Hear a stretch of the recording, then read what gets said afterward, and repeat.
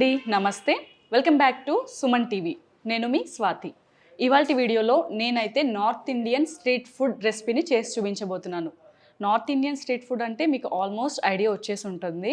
North Indians ఎక్కువగా మనం మహారాష్ట్ర వైపు వెళ్తే, జోధ్పూర్, రాజస్థాన్ వైపు వెళ్తే ఎక్కువగా బ్రెడ్తో వాళ్ళు స్నాక్స్ చేస్తూ ఉంటారు. మనమేమో ఇక్కడ మన వైపు వచ్చేసి ఆలుగడ్డ బజ్జీ, తర్వాత మిరపకాయ బజ్జీ, పకోడీ, ఇలా ఈ విధంగా మనం స్నాక్స్ చేసుకొని తింటూ ఉంటాము. కానీ మహారాష్ట్ర వైపు వెళ్ళామనుకోండి, అక్కడ బ్రెడ్తోనే ప్రతిదీ పావు బాజీ, బ్రెడ్ పకోడా, లేకపోతే బ్రెడ్తోనే ఏదో ఒక స్నాక్ చేస్తారు. సో అందులోంచి మనమైతే ఒక టైప్ ఆఫ్ రెసిపీని బ్రెడ్తో ప్రిపేర్ చేసుకుందాం. ఈజీగా, సింపుల్గా, కేవలం 3 ఇంగ్రీడియంట్స్తోనే మనమైతే బ్రెడ్ పకోడాని ప్రిపేర్ చేసుకుందాం. చాలా ఈజీగా ఉంటుంది. అలాగే ఇంట్లో అందరూ కూడా ఇష్టపడతారు. పిల్లలు, పెద్దవాళ్ళు అందరికీ నచ్చుతుంది. అప్పుడప్పుడు పిల్లలు ఏదైనా కావాలి అంటారు కదా, అప్పుడు మనం ఈవినింగ్ స్నాక్స్గా ఈ రెసిపీని అయితే చేసి పిల్లలకు పెట్టచ్చు అనమాట. సో మనం దానికి కావాల్సిన ఇంగ్రీడియంట్స్ ఏంటో చూద్దాం రండి. బ్రెడ్ స్లైసెస్, ఉడికించి ఉంచుకున్న బంగాళదుంప, కొద్దిగా వాము, ఒక పావు టీ స్పూన్ వాము, 1 టీ స్పూన్ జీలకర్ర, కాస్త కొత్తిమీర, సన్నగా తరిగి ఉంచుకున్న ఉల్లిపాయ, కాస్త శనగపిండి, 2 లేదా 3 పచ్చిమిరపకాయలు. ఇవి వీటికి కావాల్సిన ఇంగ్రీడియంట్స్. మనం ముందుగా అయితే ఆలుగడ్డని అంటే బంగాళదుంపని ఉడికించి ఉంచుకోవాలి. బంగాళదుంపని ఉడికించి వెంటనే వాటర్లోంచి తీసేసి మనం పక్కకి పెట్టి స్కిన్ అంతా కూడా రిమూవ్ చేసి ఉంచుకోవాలి. ఇప్పుడు మనం ఒక ప్యాన్ అయితే స్టవ్ మీద ప్లేస్ చేసుకుందాం. ప్యాన్ని కాస్త వేడి కానిద్దాం. ప్యాన్లోకి ఒక 2 లేదా 3 టీ స్పూన్ల వరకు ఆయిల్ని యాడ్ చేసుకుందాం.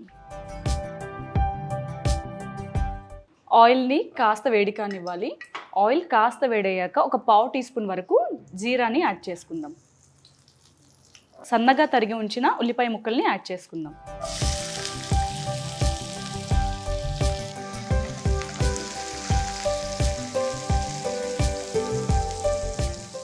2 లేదా 3 పచ్చిమిరపకాయలని కూడా సన్నగా చీలికల్లా తరిగి యాడ్ చేసుకోవాలి.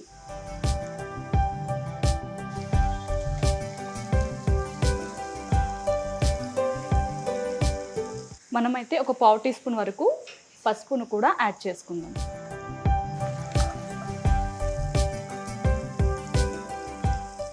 అలాగే మనం ముందుగా ఉడికించి పెట్టుకున్నాం కదా బంగాళదుంప, దీన్ని కాస్త ఈ విధంగా స్మాష్ చేద్దాం. ఇప్పుడు మనం ఇందులోకి ఉడికించి ఈ విధంగా కాస్త మనం గరిటెతో ఒకసారి స్మాష్ చేసాం కదా, ఈ బంగాళదుంపని కూడా ఇందులోకి యాడ్ చేద్దాం.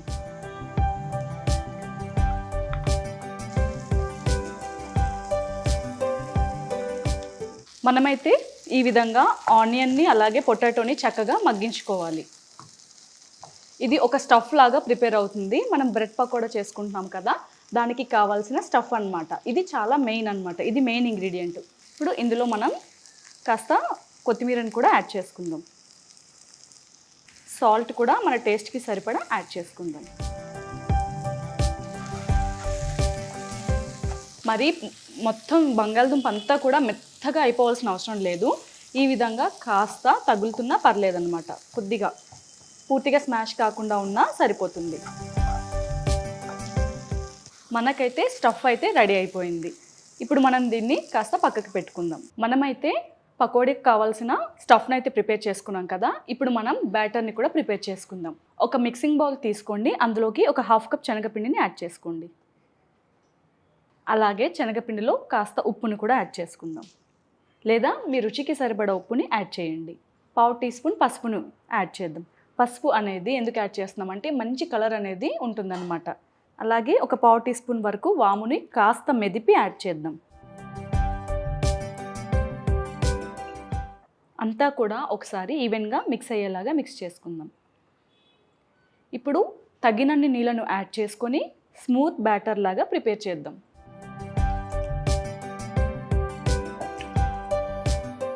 మీరు విస్కర్తో కూడా ఒకసారి ఈ విధంగా అంతా విస్క్ చేయొచ్చు, లేదా మీ హ్యాండ్స్తో అయినా ఈ రకంగా కలుపుకోవచ్చు. మనకి ఎలాంటి లంప్స్ లేకుండా పిండి అనేది చాలా స్మూత్గా ఫామ్ అవ్వాలి.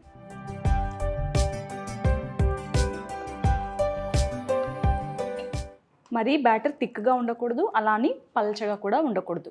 నేను చూపించే కన్సిస్టెన్సీలో ఉండాలి, అంటే రన్నింగ్ ఫ్లోలో ఉండాలి. ఈ విధంగా మనమైతే బ్యాటర్ని ప్రిపేర్ చేసుకోవాలి. మనం ప్రిపేర్ చేసి ఉంచుకున్న ఈ బ్యాటర్ని అయితే ఇప్పుడు కాస్త సైడ్కి పెట్టేద్దాం. ఇక్కడ నేను చిన్న సైజ్ బ్రెడ్ తీసుకున్నాను, కానీ ఎప్పుడైనా కూడా బ్రెడ్ పకోడా చేయడానికి మీరు శాండ్విచ్ ప్రిపేర్ చేసుకునే బ్రెడ్ ఉంటుంది కదా, దాన్ని యూస్ చేయండి. లేదా బ్రౌన్ బ్రెడ్ అయినా యూస్ చేయండి, హెల్త్కి కూడా చాలా మంచిది బ్రౌన్ బ్రెడ్ అయితే. ఇప్పుడు నేనైతే ఈ బ్రెడ్తో మీకు ఎలా చేసుకోవాలో చూపిస్తాను. మీరు పెద్ద సైజ్ బ్రెడ్ తీసుకున్నట్టయితే మనం శాండ్విచ్కి ఎలా అయితే ఇలా హాఫ్గా కట్ చేస్తామో ట్రయాంగిల్ షేప్లో, ఆ రకంగా మీరు హాఫ్ కట్ చేసి దాంట్లో మీరు ఆ స్టఫ్ని పెట్టుకోవాలి. ఇప్పుడు నేనైతే ఇది కాస్త చిన్నగా ఉంది కాబట్టి ఈ బ్రెడ్ని ఫుల్గా 2 బ్రెడ్ స్లైసెస్ని యూస్ చేస్తున్నాను. మనమైతే డీప్ ఫ్రైకి సరిపడా ఆయిల్ని ఒక ప్యాన్లో యాడ్ చేసి మనం ఆయిల్ని బాగా వేడి కానిద్దాం. మనం శాండ్విచ్కి ఏ విధంగా అయితే కట్ చేసుకుంటామో ఆ రకంగా కట్ చేసుకుందాం. ఈ రకంగా కట్ చేసుకుని ఇందులో మనం స్టఫ్ని అయితే పెట్టుకోవాలి. మనం ఈ బ్రెడ్ స్లైసెస్లో ముందుగా ప్రిపేర్ చేసి ఉంచుకున్న ఈ స్టఫ్ని అయితే ఈ విధంగా అప్లై చేద్దాం.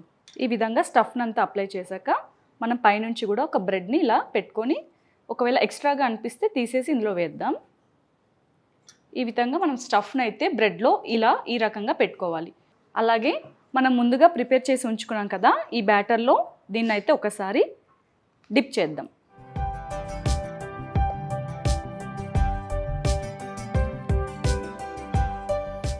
ఈ విధంగా చక్కగా మనం దీన్ని బ్యాటర్లో అయితే డిప్ చేసుకుందాం. ఇప్పుడు ఈ విధంగా డిప్ చేసుకున్నాం కదా, ఇప్పుడు దీన్ని ఆయిల్లో వేసి వేయించుకోవడమే.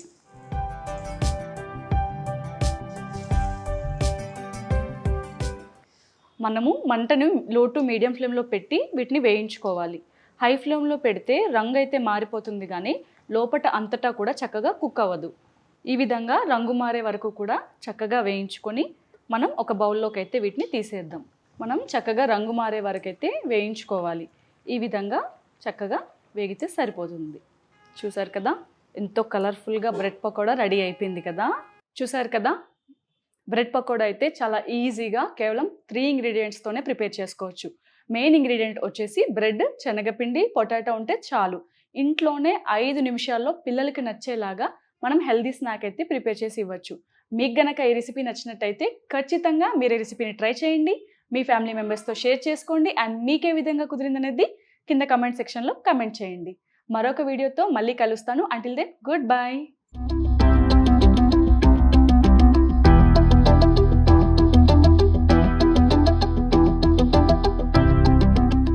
సుమన్ టీవీలో మీ పర్సనల్ అండ్ బిజినెస్ ప్రమోషన్స్ కోసం కింది నెంబర్కి కాంటాక్ట్ చేయండి.